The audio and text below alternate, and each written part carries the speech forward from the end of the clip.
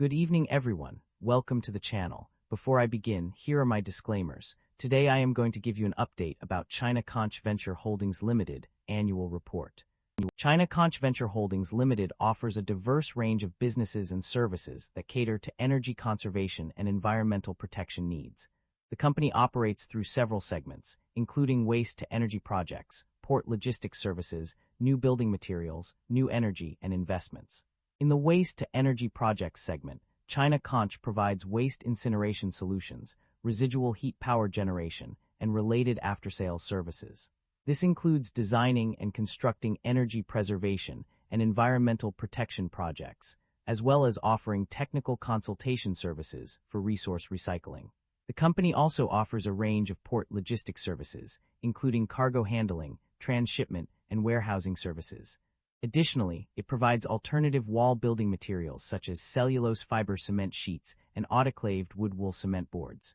Furthermore, China Conch engages in the recycling of lithium batteries, offering lithium iron phosphate cathode and anode materials. The company also provides waste disposal for energy and sludge treatment services, garbage disposal for sludge residue operation management technical services, and kitchen waste collection and harmless disposal. In terms of new energy, China Conch offers construction engineering design and construction services, as well as property construction and development and ancillary services. It also designs, sells, and installs energy preservation and environmental protection equipment and provides after-sale services. Lastly, the company provides packaging container production services, energy-saving building material, and resource recycling technical consultation services. Overall, China Conch Venture Holdings Limited offers a comprehensive range of businesses and services that contribute to energy conservation and environmental protection in mainland China and the Asia-Pacific region. China Conch Venture Holdings Limited market capitalization of $21 billion is significantly larger than the average industry peer of roughly $0 billion. This shows that China Conch Venture Holdings Limited holds a significant advantage in their industry. China Conch Venture Holdings Limited trades at a higher price-to-earnings ratio of 8 times and a higher price-to-book ratio of 0.39 times relative within the industry. This shows that investors are pessimistic in the industry in general, and we should dive deeper on the reason. Additionally, the stock appears attractively priced, even though it is trading at a higher price to value than it appears. We will need to evaluate if the business earnings is sustainable and if the assets are valuated rationally. Overall, we need to identify if this makes a good investment on the long term, or is it going to be an extended period of low valuation or a value trap. The company maintains a moderate leverage profile, with liabilities making up 40% of total assets, suggesting a balanced approach between risk management and capital efficiency. Liabilities have grown faster than assets and equity, which is somewhat concerning. However, asset growth remains positive, suggesting management may be temporarily leveraging liabilities to fund expansion. Shareholder equity has grown consistently, but operating income growth is weak or inconsistent. Equity expansion may be driven by financing activities rather than core business profitability. The company has consistently reduced its share count, while revenue and equity have grown, indicating disciplined buybacks that enhance long-term per-share value. The company have a dividend yield of 5.86%. The income statement shows that the company have been growing its revenue annually, but the operating income have not been increasing.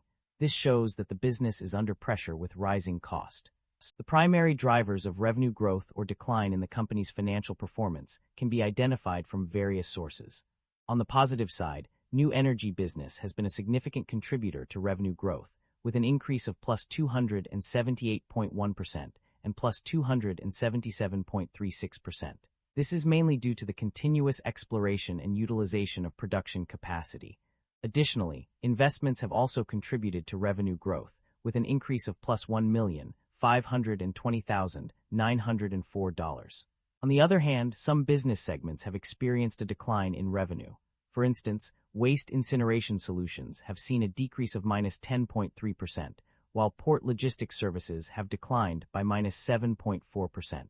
Energy-saving equipment has also experienced a decline of minus 39.3% and minus 40.05%, mainly due to a decrease in orders and market competition.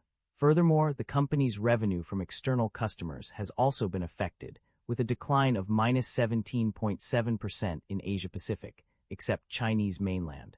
However, revenue from Chinese mainland has increased by +5.8%. The company's construction revenue has declined by -48.26%, mainly due to a decrease in the number of projects under construction. In conclusion, the primary drivers of revenue growth or decline are largely influenced by the performance of new energy business, investments, and market competition. While some segments have experienced significant growth, others have seen a decline in revenue, highlighting the need for strategic adjustments to maintain financial stability. The net income of the company experienced fluctuations between 2024 and 2025. Initially, it increased by RMB 181,076, 8.6%, from RMB 2,119,101 to RMB 2,300,177. However, a closer look at the data reveals that there was actually an 8.5% decrease in net income in 2025 compared to 2024.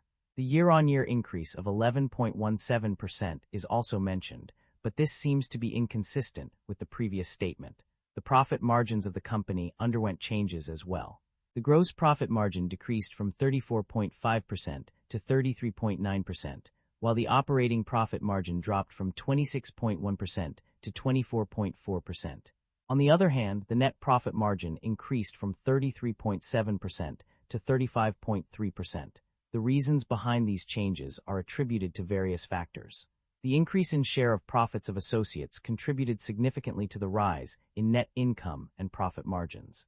Additionally, a decrease in overseas orders for energy-saving equipment was offset by an increase in revenue from the Chinese mainland market. However, the breakdown by business segment shows varying changes in gross profit margins across different segments.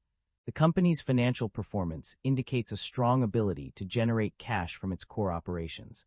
According to the extracted summaries, the company has consistently demonstrated positive operating cash flow over the past 2 years. In 2024, it generated RMB 2,024,497 in net cash from operating activities, and in 2025, this figure decreased slightly to RMB 1,839,363. These numbers confirm that the company is successfully converting its profits into cash, a crucial indicator of financial health. The company's debt level and interest expenses have undergone significant changes. On one hand, the non-current assets have increased by RMB 1.5 billion, indicating a potential increase in long-term liabilities. However, bank loans have decreased by RMB 564.99 million, suggesting that the company has managed to reduce its short-term debt. In terms of interest expenses, there are mixed signals. The total interest expense has decreased by RMB 112,890, which is a positive trend. Additionally, interest on bank loans and lease liabilities have also decreased, indicating lower borrowing costs. However, interest on unsecured MTN has increased by RMB 25,984, which may offset some of the benefits from reduced interest expenses elsewhere. Overall, while there are some signs of improvement in debt management, further analysis is needed to fully understand the company's financial health. The company's performance can be analyzed through its various segments.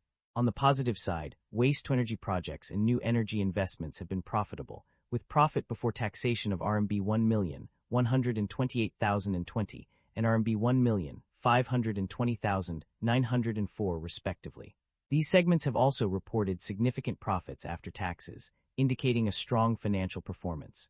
In contrast, port services and building materials segments have underperformed, resulting in losses before taxation of RMB 17,704 and RMB 121,438 respectively. The port logistics segment has also incurred a loss, highlighting the need for improvement in these areas. Overall, while some segments have shown promise, others require attention to improve financial performance. The company's financial activities have been transparent in their annual reports. One notable aspect is their commitment to rewarding shareholders through dividend payments. As per the records, the company has consistently paid dividends over the years, with references found on pages 1, 17, and 47 of their reports. In addition to dividend payments, the company has also demonstrated a strategy to return value to its shareholders by buying back shares. This is evident from page 17 of their report, indicating that share buybacks have been a part of their financial management approach.